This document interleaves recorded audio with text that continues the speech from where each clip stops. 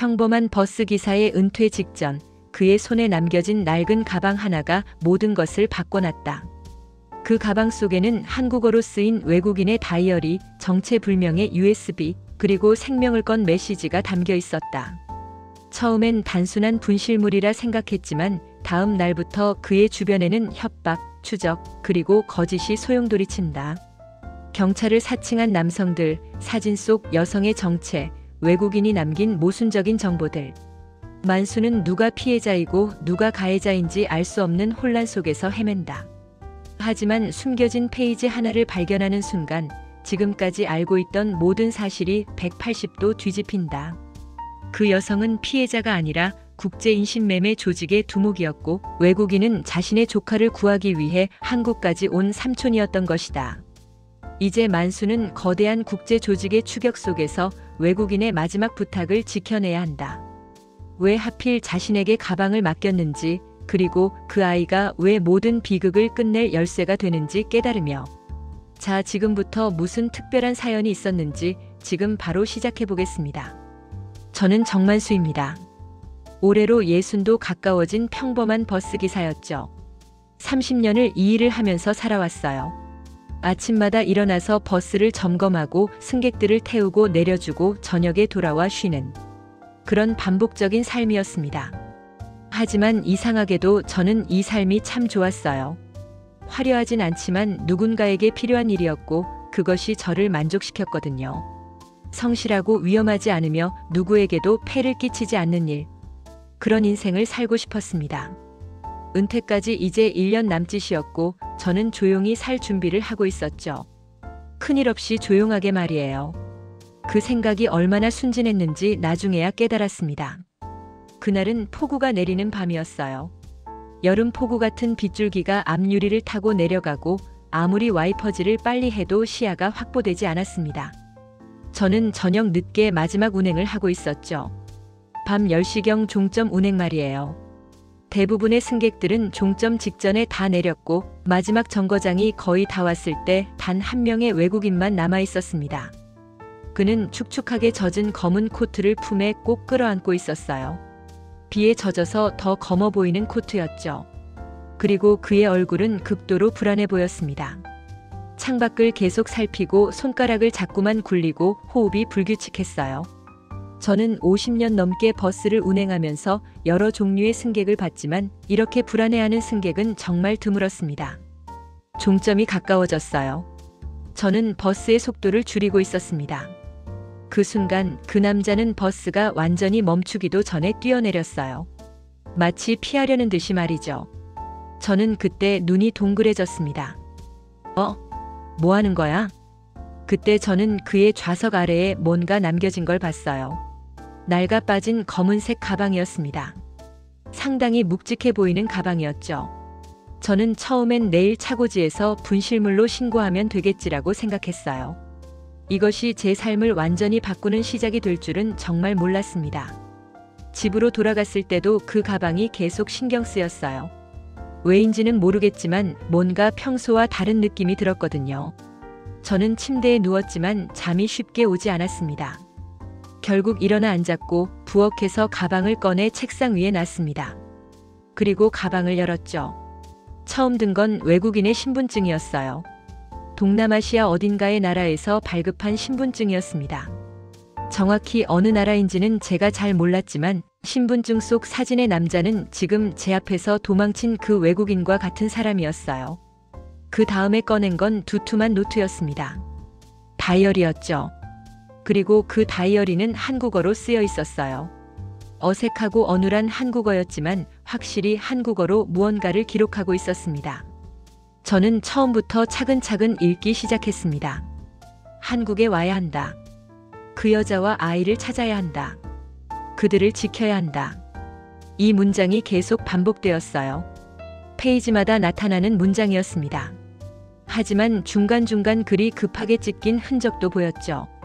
누군가 페이지를 의도적으로 제거한 듯한 흔적 말이에요. 다이어리 마지막 페이지에는 사진이 붙어 있었습니다. 한국인 여성과 어린아이의 사진이었죠. 여성은 약 30대 초반으로 보였고 아이는 8살 정도로 보였어요. 처음엔 가족 사진처럼 보였지만 분위기가 이상했습니다. 너무 경직되어 있었거든요. 그 가방 안에는 또 다른 것들도 있었어요. USB 하나. 그리고 종이에 쓰인 암호문이었죠. 한국어, 영어, 그리고 알 수 없는 기호들이 섞여 있었습니다. 저는 그 밤을 밤새 가방의 물건들을 들었다 놨다를 반복했어요. 불안함이 저를 짓눌렀습니다. 이상한 걸 건드린 게 아닐까? 그런 생각이 계속 들었거든요. 하지만 동시에 호기심도 생겼습니다. 이 가방이 뭔가 중요한 것 같았거든요. 다음 날 새벽이었습니다. 저는 집 앞에 서 있는 검정 차량을 봤어요. 차 안에 사람들이 앉아 있었고 그들은 계속 제 집을 바라보고 있었습니다. 저를 보면 고개를 돌리고 다시 저를 보고 또 고개를 돌렸어요. 저는 얼어붙었습니다. 뭐 하는 거야? 제 목소리가 떨렸습니다. 차는 20분 정도 그 자리에 있다가 사라졌어요. 하지만 불안함은 남았습니다. 뭔가 이상한 일이 시작되고 있다는 느낌이 들었거든요. 출근해서 차고지에 도착했을 때 2명의 남자가 다가왔습니다. 그들은 자신들을 경찰이라고 소개했어요. 정만수 맞습니까? 저희는 경찰입니다. 어젯밤에 타신 외국인 승객에 대해 묻고 싶은 게 있어서요. 저는 그들의 신분증을 봤습니다. 경찰 신분증이었어요. 하지만 뭔가 이상했습니다. 신분증이 너무 새로워 보였거든요. 마치 어제 만들어진 것 같은 느낌이 들었죠. 그리고 그들의 말투에는 위압감이 어려 있었습니다. 그 외국인이 뭘 남기고 갔습니까? 가방? 짐? 그들의 눈이 예리했어요. 아무것도 못 봤습니다. 어제 많이 바빴거든요. 제가 거짓말을 한 이유는 저도 모르겠습니다. 하지만 뭔가가 저를 그렇게 만들었어요. 그들이 진짜 경찰이 아니라는 느낌이 너무 강했거든요. 그 남자들은 저를 재촉했습니다. 다시 한번 생각해봐요. 뭘 못 본 것 같은데 있었을 수도 있고요. 정말 아무것도 못 봤습니다. 죄송합니다. 그들은 결국 가버렸어요. 하지만 그들의 눈빛이 제 등줄기를 타고 내려갔습니다. 위협적인 느낌이 가시지 않았습니다. 그 저녁 차고지에서 일을 마치고 사물함을 열었을 때 저는 경악했어요. 제 사물함이 완전히 난장판이었거든요. 누군가 제 물건들을 뒤져놨던 거죠. 그들이 뒤져놨을 거였어요. 집으로 돌아온 저는 문 앞에 붙어있는 쪽지를 발견했습니다. 가방을 넘겨라. 마지막 경고다. 제 손이 떨렸습니다. 처음으로 저는 제가 단순한 분실물 때문이 아니라 위험한 일에 휘말렸다는 걸 깨달았어요. 이건 농담이 아니었습니다. 누군가 저를 진지하게 추적하고 있었죠. 저는 그날 밤 가방과 USB를 모두 꺼내 다시 살펴봤습니다. 다이어리를 처음부터 차근차근 읽기 시작했죠. 내 이름은 사마이다. 나는 인도네시아에서 왔다. 내 여동생과 그녀의 아이를 찾아야 한다. 그들은 위험 속에 있다. 나는 그들을 지켜야 한다. 누구도 믿을 수 없다. 그들을 찾을 때까지 혼자여야 한다. 외국인의 한국어는 어색했지만 글 속 감정은 살아있었어요. 절실함이 물론 드러났습니다. 하지만 중간중간 내용이 끊겨 있었어요. 누군가 페이지를 뜯어낸 흔적이 분명했거든요. 그 이상한 느낌이 자꾸만 저를 흔들었습니다. 다이어리의 내용과 현실이 맞지 않았거든요. 외국인이 정말 피해자인지 아니면 뭔가 숨겨진 게 있는 건 아닌지 알 수 없었습니다. 그래서 저는 다음 날 결정했어요. 직접 찾아보기로 말이죠. 다음 날 새벽 저는 사진을 들고 나갔어요. 사진을 복사해 가지고 나간 거였습니다. 그리고 주변 가게들을 돌아다녔습니다. 편의점, 카페, 슈퍼마켓, 작은 가게들. 모든 가게 사람들에게 혹시 이 여자와 아이를 본 적 있으신가요? 라고 물었죠. 대부분은 몰라 했지만 한 가게 아주머니가 쉽게 답했습니다. 저 여자요? 근처 초등학교에 아이가 다니는 것 같던데요. 최근에 결석이 많다더라고요. 저는 초등학교로 향했습니다. 교무실에서 선생님을 만났어요. 이 아이를 아세요? 선생님의 표정이 굳었습니다. 네, 알지요. 좋은 아이예요. 하지만 요즘 자주 결석을 해요. 어머니가 연락이 잘 안 돼서 말이에요. 어머니는 뭔가 이상한 점이 없으셨나요? 최근에요. 최근에 불안해 보였어요. 밤마다 밖에서 통화하며 울곤 했다고 합니다. 아, 이웃집에서 들었대요. 혹시 뭔가 있는 건가 싶기도 하고요. 저는 그 순간 이해했습니다. 그 외국인이 말하던 사람이 바로 이 여성과 아이라는 것을. 하지만 그것이 의미하는 바는 여전히 불명확했어요. 그래서 저는 더 알아보기로 했습니다. 그때 저는 더 충격적인 소식을 들었습니다. 그런데 얼마 전에 그 집에 누가 들이닥쳐서 완전히 난장판이 났대요. 이웃들이 경찰에 신고했다고 하더라고요. 뭔가 위험한 상황인 것 같긴 한데요. 저는 차가워지는 것을 느꼈습니다. 모든 게 복잡해지고 있었어요. 뭔가 나쁜 일이 벌어지고 있었던 거죠. 그 다음날 저는 그 여성이 사는 건물의 아랫집에 사는 아주머니를 찾아갔습니다. 아주머니 실례지만요. 위층에 있는 그 여자분 있잖아요. 최근에 뭔가 있었어요? 아주머니는 조금 불편해하는 듯 했지만 결국 말했습니다. 글쎄요. 며칠 전에 그 여자가 누군가와 말다툼하는 걸 들었거든요. 목소리가 정말 컸어요. 둘 다 흥분한 상태였는데요. 상대방은 한국어가 서툰 외국인이었어요. 그 여자가 뭔가를 거절하는 소리가 들렸고 외국인 남자가 계속 뭔가를 요구하는 소리가 들렸습니다. 이상했어요. 저는 그 말을 들었을 때 완전히 방향을 잃었어요. 외국인이 정말 보호자인지 의심이 들었거든요. 혹은 그 여성도 뭔가 숨기고 있는 건 아닐까? 그런 생각이 들었습니다. 제 휴대폰이 울렸어요. 번호가 없었습니다. 기사님이시죠? 낮고 거친 목소리였습니다. 저는 누구인지 알 수 없었습니다. 네. 누세요? USB 말이에요. 당신 손에 있죠? 그거. 제 몸 전체가 얼었어요. 이 사람이 어떻게 저를 알고 있는 거예요? 그 안에 진실이 있어요. 우리 만나야겠어요. 혼자 와요. 공터에서 만날래요. 내가 위치를 보내줄게. 그 말 후 전화가 끊겼습니다. 저는 상대의 의도를 알 수 없었어요. 하지만 뭔가 중요한 것 같았습니다. 그래서 저는 그곳으로 가기로 했습니다. 혼자 말이에요. 상대가 지정한 공터로 갔을 때 저는 여러 명의 사람들이 갑자기 튀어나와 저를 막아세웠다는 것을 깨달았어요. 함정이었던 거죠. 저는 본능적으로 뛰어 도망쳤습니다. 근처 버스 차고지의 창고로 달아났어요. 제 심장이 터질 것 같았습니다. 그곳에서 저는 놀라운 광경을 봤습니다. 사진 속의 그 여성이 창고 안에서 저를 기다리고 있었거든요. 그녀의 얼굴은 차갑고 계산적이었습니다. USB 있으시죠? 그거 없으면 제 계획이 다 틀려요.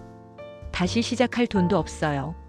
하지만 그 안에 들어있는 정보들을 다시 팔면 많은 돈을 벌 수 있죠. 그 여성의 목소리는 냉정했습니다. 마치 처음 본 사람 같은 느낌이 들었어요. 당신 아이 엄마 아니에요? 제가 물었습니다. 엄마? 여성이 웃음을 터뜨렸어요. 그 아이? 그건 그냥 도구일 뿐이야. 돈이 되는 도구 말이에요. 더 이상 쓸모가 없으니까 팔아버렸지. 충분히 벌었거든요. 저는 그 말을 들었을 때 치를 떨었습니다. 얼마나 끔찍한 말인지요. 외국인? 그 남자 말이죠. 그 남자는 산업 스파이야. 세계적인 회사의 비밀을 훔친 놈이죠. 그리고 그 가방, 그 안에는 중요한 정보들이 들어있어요. 그 정보가 사라지면 많은 사람들이 죽게 될 거야. 그리고 많은 돈이 움직이지 않을 거고요. 저는 그 정보를 다시 팔아야 해요. 그래야 비즈니스를 다시 시작할 수 있거든요. 저는 모든 게 뒤집혀 있다는 것을 느꼈습니다. 지금까지 제가 이해한 모든 것이 거짓이었던 거죠. 그 아이는 지금 어디에? 그 아이? 내가 팔았지. 더 이상 필요 없었으니까. 어딘가 좋은 가정에 들어갔겠지. 뭐 그 아이도 운이 좋은 거라고 볼 수 있지. 내가 키웠다면 지금쯤 더 큰 돈을 벌고 있었을 텐데. 그 순간 저는 그 여성이 가진 칼을 봤어요. 작지만 날카로운 칼이었습니다. 이제 USB 줘. 그럼 당신은 여기서 나갈 수 있어. 아니면 내가 뭘 할지는 모르겠지만 선택해. 저는 더 이상 생각할 시간이 없다는 것을 알았어요. 저는 뒤로 돌아 차고지로 달려갔습니다. 그리고 버스를 시동 걸었죠. 그 버스를 타고 저는 도로로 돌진했어요. 제 손이 떨렸지만 저는 계속했습니다. 곧이어 여러 대의 차량이 저를 따라 추격했습니다. 검은 차량들이었어요. 조직원들의 차였을 거였습니다. 버스를 운전하면서 저는 외국인의 마지막 목소리를 떠올렸어요. 한국 사람. 착해. 내가 못한 일. 대신 제 손에 힘이 들어갔습니다. 저는 도망치는 게 아니라 이제는 결말을 향해 달려가야 한다고 느꼈거든요. 이건 제 삶이 아니라 한 아이의 생명을 건 일이었습니다. 경찰청이 보였을 때 저는 마지막 남은 힘을 짜냈습니다. 버스의 속도를 올렸어요. 추격 차량들이 점점 가까워졌지만 저는 계속 앞으로 나아갔습니다. 경찰청 계단을 올라갔어요.